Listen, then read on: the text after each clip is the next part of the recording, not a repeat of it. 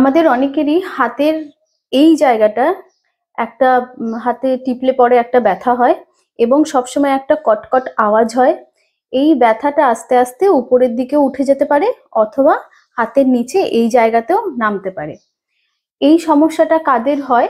এই সমস্যাটা যারা ল্যাপটপে দীর্ঘক্ষণ কাজ করেন অথবা যারা গার্ডেনিং করেন, যারা মিউজিশিয়ান, যারা গিটার বাজান, হারমোনিয়াম বাজান, কোনো ইনস্ট্রুমেন্ট বাজান, যারা ভলিবল, বাস্কেটবল, টেনিস এগুলো খেলেন, মানে রিস্টের কাজ যেটাতে যে কাজকর্মে বেশি হয়, মহিলারা যারা প্রচন্ড ভারী কাজ বা রিপিটেটিভ ওয়ার্ক করেন, যারা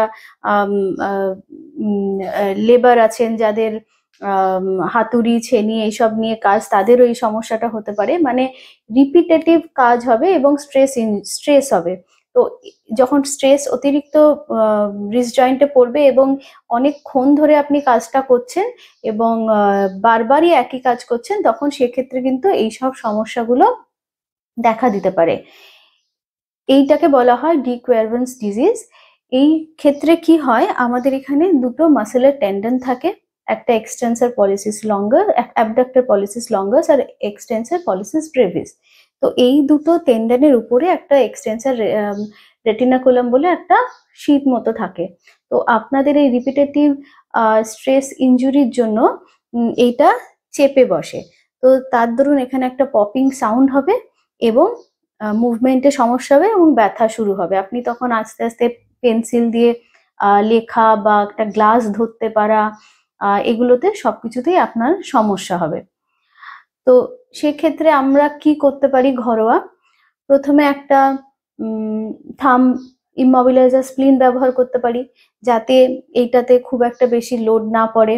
আমরা স্কুইজিং অ্যাক্টিভিটি, মানে কাপড় নিংড়ানো বা ভারী বালতি তোলা, এগুলোকে অ্যাভয়েড করব যতটা পারবো। হাতে রেস্ট দেবো। নতুন মারা বাচ্চাদের যখন নেবেন একটু সাবধানে তুলবেন।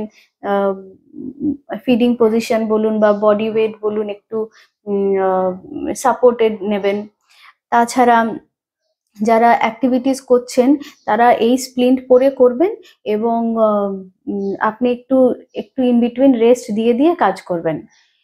তার সঙ্গে আমরা এর মধ্যে তো আমরা গরম সেক নিতে পারি।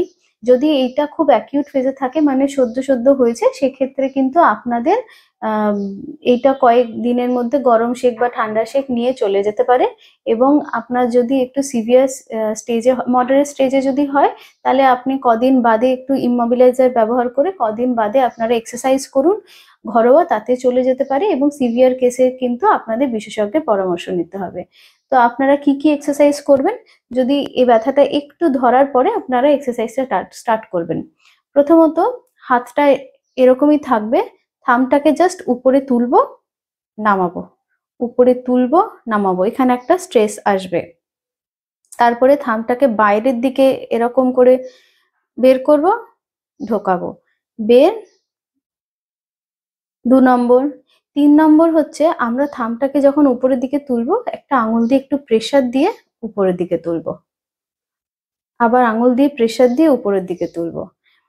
তারপরে যখন আমরা আবার ভিতরের দিকে আঙুল দেব, আবার বাইরের দিকে বের করব, ভিতরে বাইরে।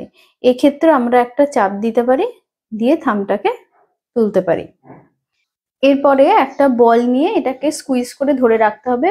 1 2 3 4 5 ছাড়বো, 1 2 3 4 5 ছাড়বো। গ্রিপ স্ট্রেংথ বাড়ানোর জন্য আমরা এই এক্সারসাইজটা করতে পারি।